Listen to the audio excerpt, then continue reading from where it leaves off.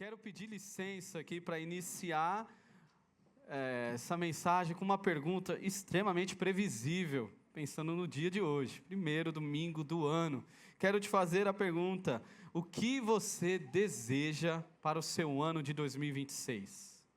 Bem previsível, mas você já pensou aí qual que é o seu desejo, o seu sonho, o que você gostaria do seu ano de 2026? Eu acredito que a maioria sonha aí, tem o desejo de ver um ano com mais paz. Paz na ideia do shalom, que é paz em todas as áreas da vida. Paz nas finanças, nos relacionamentos, na saúde, no trabalho. Uma vida um pouco mais leve, não é verdade? Seria bom no ano de 2026. A gente só tem um problema, que na virada do ano, não fomos só nós que celebramos a virada. O problema é que os nossos problemas também brindaram a virada do ano, não é verdade? Inconvenientemente, as preocupações não respeitam essa data, não é? Elas viram com a gente e elas chegam até nós, mesmo no início do ano. Por isso, nós queremos iniciar este ano com uma nova série de mensagens, fazendo um grande convite para você. Na verdade, eu acredito que seja o melhor convite do seu ano. Vai ser o melhor convite do seu ano inteiro. Vai ser isso que a gente quer fazer para você. O convite é para que você conheça mais o nosso maravilhoso Deus. Esse é o convite. Que você conheça mais o Senhor neste novo ano. Charles Spurgeon, certa vez, disse: se você deseja cessar o seu pesar, deseja suprimir suas preocupações, então vá e mergulhe no mais profundo mar do conhecimento de Deus. Perca-se em sua imensidão, e você sairá como de uma poltrona de descanso. Aqui eu penso naquelas cadeiras de massagem do shopping, sabe? Você sai, parece outra pessoa. Charles Spurgeon disse: você vai sair revigorado e fortalecido. Eu não conheço algo que possa confortar tanto a alma, acalmar as ondas de tristeza e dor, trazer paz para os ventos da provação, como uma meditação piedosa sobre quem Deus é. Se você deseja conhecer mais o Senhor, esse é o convite. É o projeto mais prático, mais urgente e mais transformador para a sua vida hoje. Tem gente que acha que isso é teórico, né?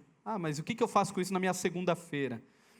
Mas quem pensa assim, quem ignora isso, acaba condenando a si mesmo a atravessar um ano cambaleando, tropeçando, como alguém que vai de olhos vendados, batendo em tudo que é canto, sem ter clareza, sem ter direção, discernimento do Senhor. Até porque quem foi que criou o ano de 2026? O Senhor. Quem foi que criou a sua vida? O Senhor. Então, se eu não conheço o Senhor, eu vou cambaleando. E tem gente que não só vive um ano assim, como vive uma vida assim, sem conhecer o Senhor, né? Tem gente que perde um ano, perde uma vida. Tem gente que perde a alma, por não conhecer o Senhor. Este é o projeto que Deus está te chamando no início do ano. Nós entramos com uma série, onde nós vamos estar falando sobre o Deus Trino. Vamos falar sobre o maravilhoso Deus Pai, o incomparável Jesus, e o poderoso Espírito Santo. É uma série para edificar a nossa alma e direcionar os nossos olhos para o ano de 2026. Por isso eu convido você a abrir a sua Bíblia em Jeremias, capítulo 9, verso 23 e 24. Hoje nós vamos iniciar o ano pensando no que realmente importa para a sua vida, para o ano de 2026. Jeremias 23, capítulo 9, versículo 23 e 24.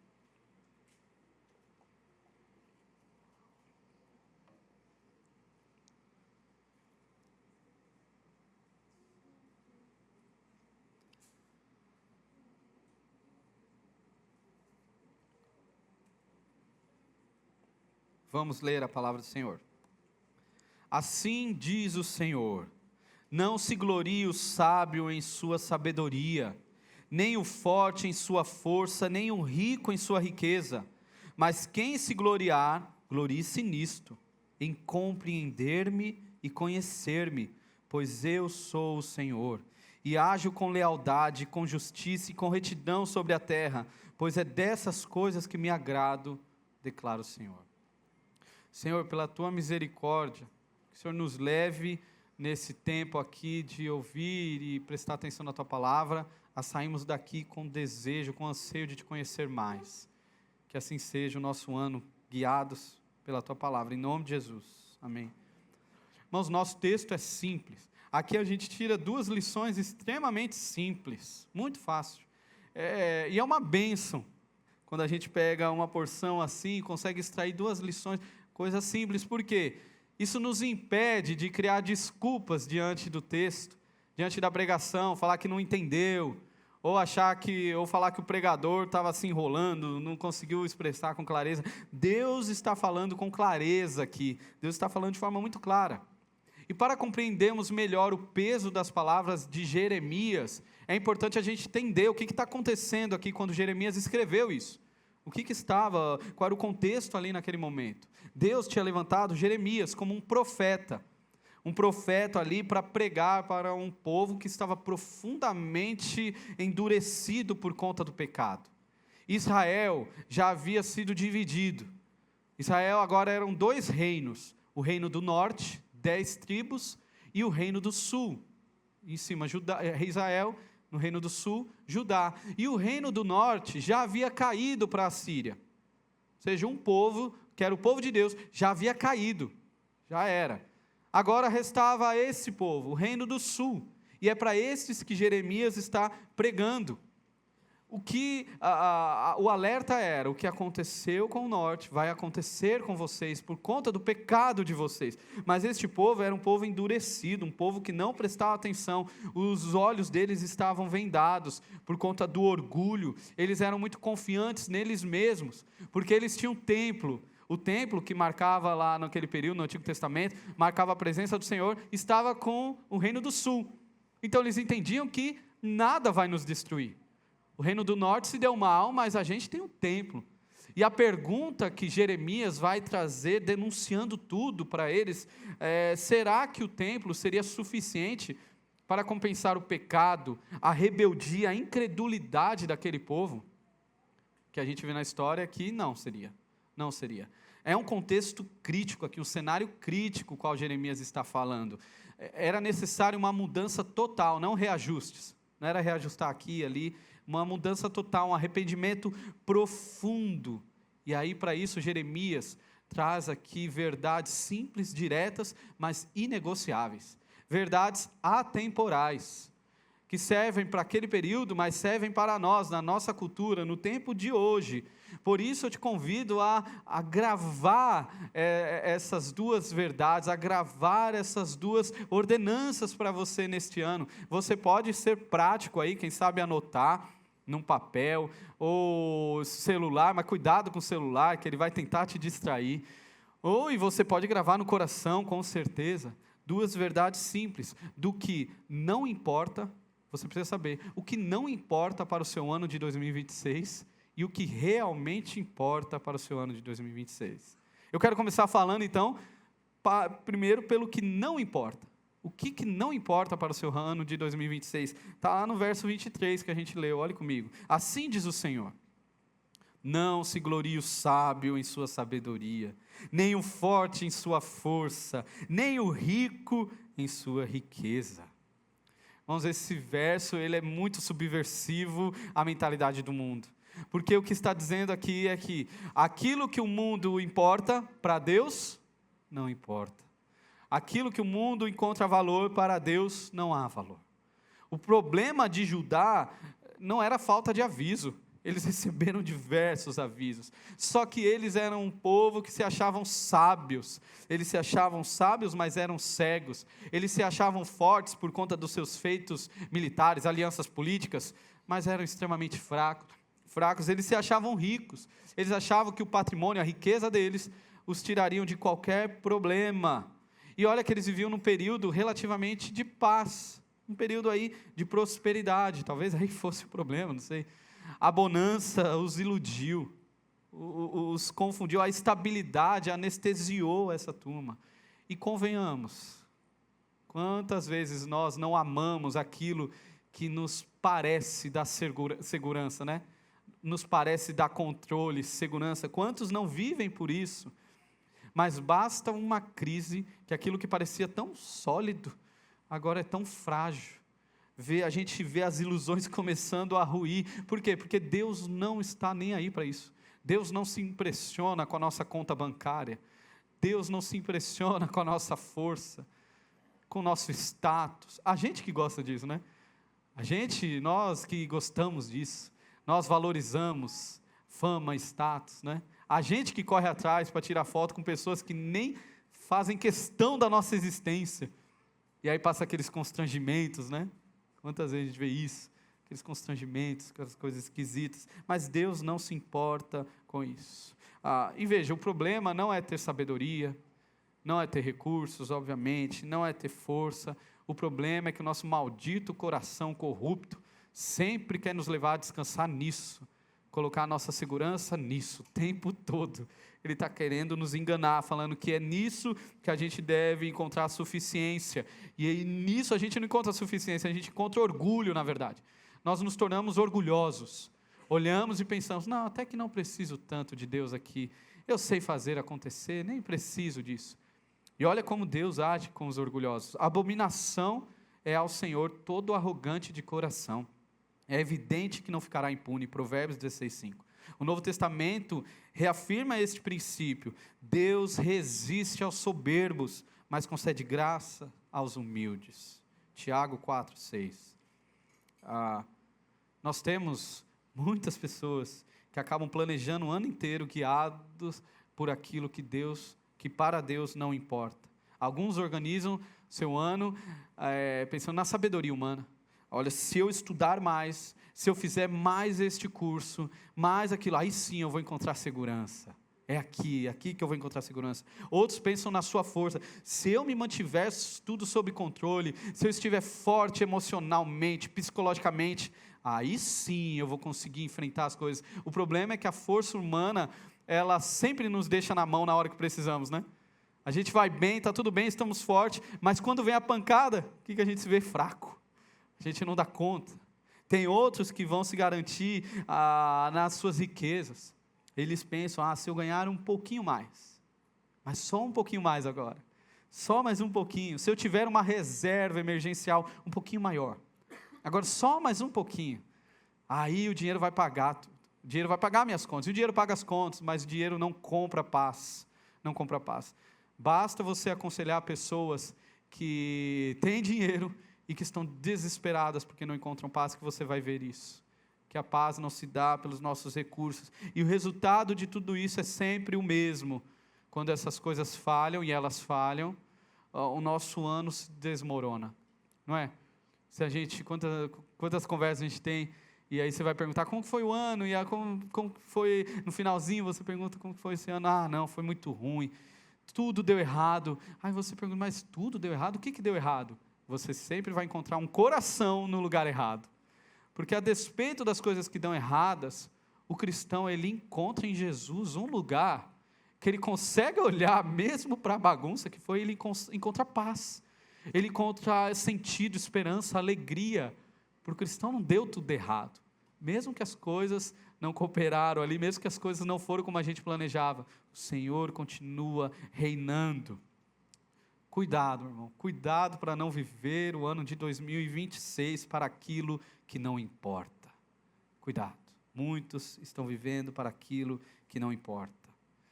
Se o verso 23 nos apresenta, então, o que não vale a pena, aquilo que não sustenta a vida de ninguém, no verso seguinte, nós temos, então, o único fundamento que permanece. E à luz da palavra, a pergunta muda.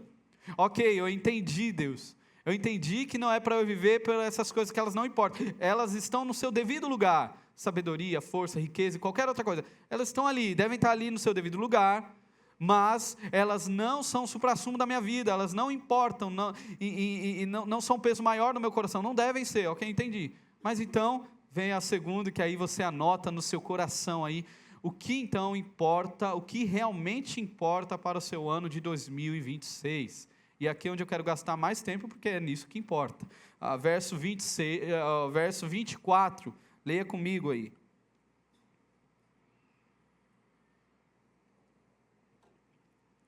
Mas quem se gloriar, glorie-se nisto, em compreender-me e conhecer-me, pois eu sou o Senhor, e ajo com lealdade, com justiça, com retidão sobre a terra, pois dessas coisas me agrado, declara o Senhor.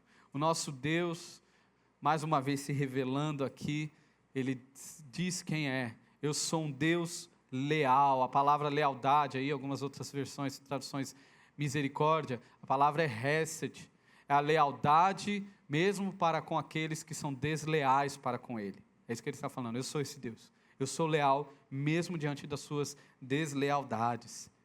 Ele é justiça, Ele é retidão. E Jeremias, que no verso 23 havia falado ali as coisas que Deus odeia, o que Deus odeia, agora no verso 24 ele vai falar daquilo que Deus se agrada. Olha, Deus se agrada de uma ação nossa. E qual que é a ação? Essa frase, dessas coisas me agrado, na construção do texto, ela faz conexão com os versos do versículo 24, os versos iniciais, os principais, que é conhecer e saber, compreender-me e conhecer-me. Deus se agrada que a gente o conheça, que o compreenda e o conheça.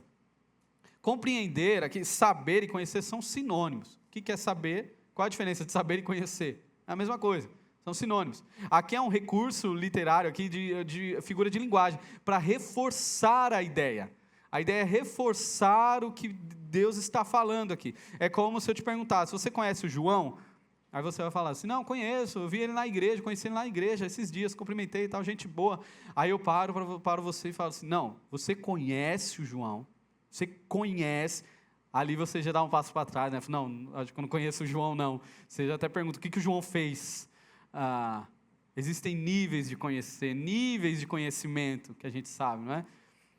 No Natal agora, a gente foi, como a gente costuma ir, a gente foi para o interior, ficar com a família da Inayara, e aí são 5 horas de distância, com 3 crianças pequenas atrás, então não sei como, mas sobrevivemos mais uma vez, indo e voltando.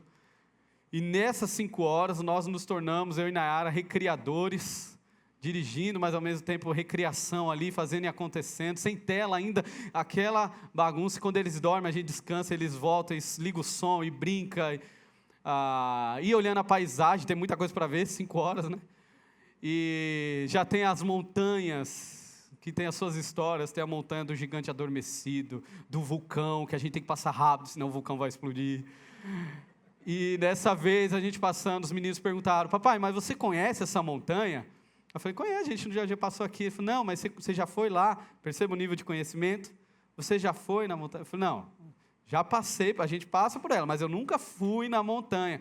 E aí eu expliquei para ele, que ele perguntou, mas tem gente que vai na montanha? E eu expliquei que tem gente que escala a montanha, inclusive tem gente na igreja aqui, né, que faz isso, esse esporte, que de escalar e descer. Eu só não faço porque a Nayara não deixa, porque senão seria meu sonho subir naquele calor enorme, aquele sol gigante, subir numa montanha. Mas perceba que há níveis de conhecimento. E quando muda o objeto, às vezes o conhecimento fica mais complexo, porque o objeto é mais complexo. Se a gente sai de um objeto inanimado para um ser vivo, as coisas ficam mais complicadas, porque quando eu falo de uma montanha, de conhecer uma montanha, o que envolve? Envolve escaladas, aí, pesquisas, ver ali a vegetação, tudo mais. São atividades árduas, com um esforço focado, mas que relativamente simples de ser descritas, né? Você consegue descrever uma montanha. Agora, quando você vai, por exemplo, um animal, é mais difícil.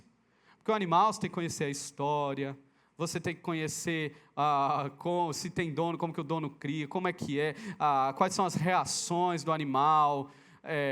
Eu lembro de uma vez na casa do Bruno e Narinha, e aí eles têm um cachorro lá, coisa linda, fofinho, não faz mal para ninguém. A única coisa é que ele parece uma mutação de um pitbull. A cabeça enorme. E aí eu sentado lá, e não sei se você lembra, aí ele veio, sentou assim, colocou a cabeça na minha perna. Aquele momento, o Espírito vai, volta, e eu olhando para o Bruno, e o Bruno falando, não, calma, pastor, relaxa aí, não faz nada, ele é super bonzinho, nunca... E aí eu tendo que confiar no conhecimento do Bruno acerca do cachorro dele, porque estava muita coisa em risco. Vai que ele nunca fez nada e decide ali naquele momento, e eu seria o desafortunado sem uma perna. Sempre tem uma primeira vez, né, Eliseu? Agora, imagina, você sai de um animal e vai para um ser humano, para uma pessoa que é mais perigosa que um animal. Porque a pessoa, ela sabe esconder, não é? Ela não conta segredos. E como eu conheço uma pessoa? Eu só conheço uma pessoa, a qualidade do meu conhecimento para uma pessoa só é possível se essa pessoa decide se fazer conhecida, se revelar. Porque senão não dá, não tem como conhecer. Veja como vai ficando complexo. E agora, quando a gente pensa em conhecer a Deus, irmão, aí que fica mais difícil ainda. Conhecer aquele que é o Criador, sustentador de tudo, que está acima do tempo, não existe temporalidade para Ele. O Senhor soberano, que é diante dEle as nações, o universo, é um grãozinho. Como que eu conheço esse Deus? Como me relaciono com esse Deus? Só existe uma maneira, se esse Deus decidisse se relacionar com a gente. Esse era o único caminho, se Ele quisesse. Isso quer dizer que conhecer a Deus é um maravilhoso presente, gigantesco, que a gente recebeu do Senhor para nós. Porque nós só podemos conhecê-lo porque Ele quer que a gente o conheça. Ele desejou que se fazer conhecido para nós. A gente até brinca, né?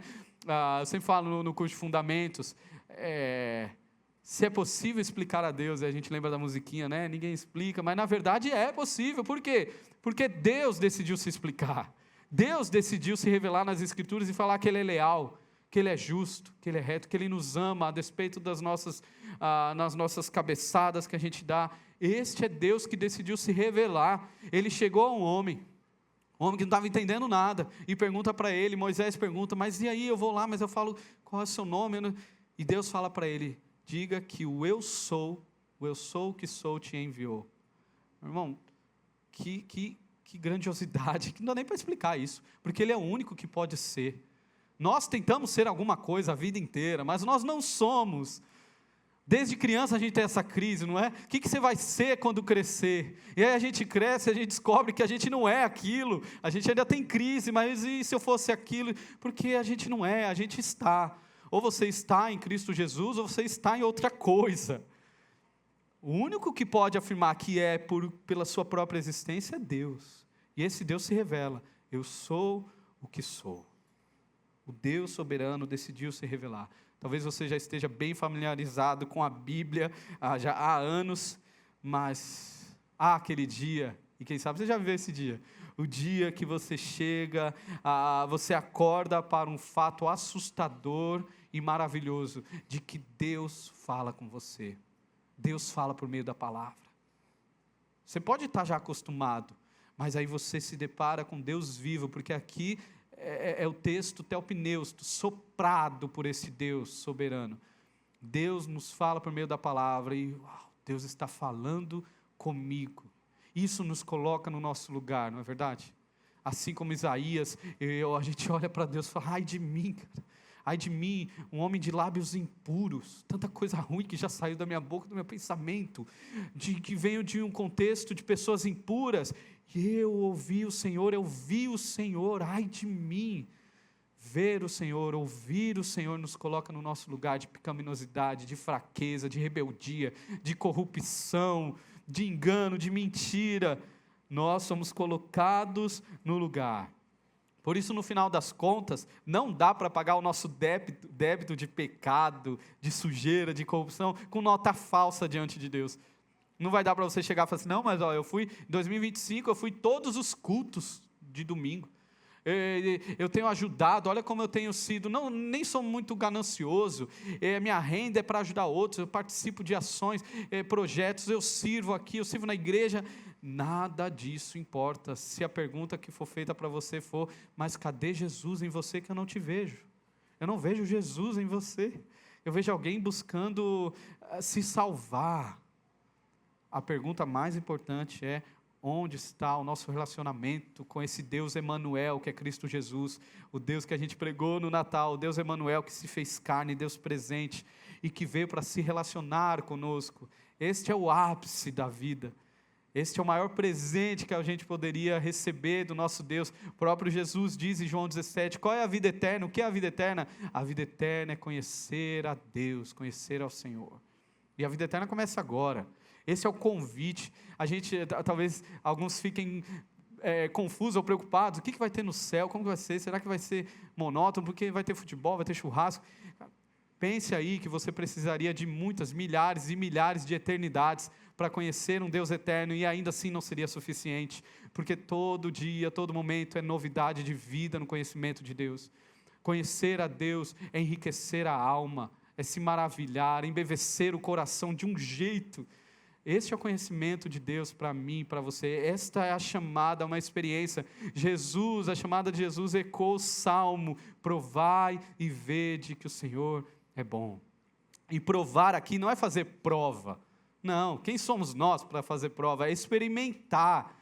É você, no ano de 2026, experimentar a bondade de Deus. É experimentar, provar aí no seu coração, na sua mente, nas suas ações, a bondade de Deus, a presença do Senhor.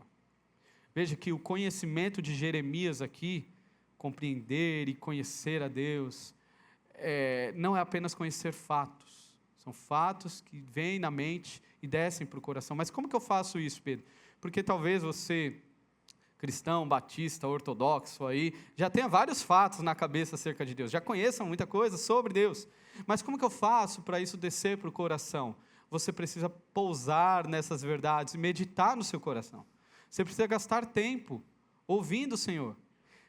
Diante de uma pregação, você precisa questionar no seu coração no dia de hoje. Você precisa pensar: o Senhor me chama a conhecê-lo.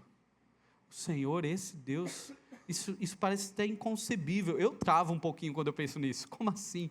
Deus quer que eu o conheça. Como assim? Quem sou eu? E aí você dialoga com isso na sua cabeça. Deus quer que eu o conheça. Sabe que isso deve virar oração. Você vai orar.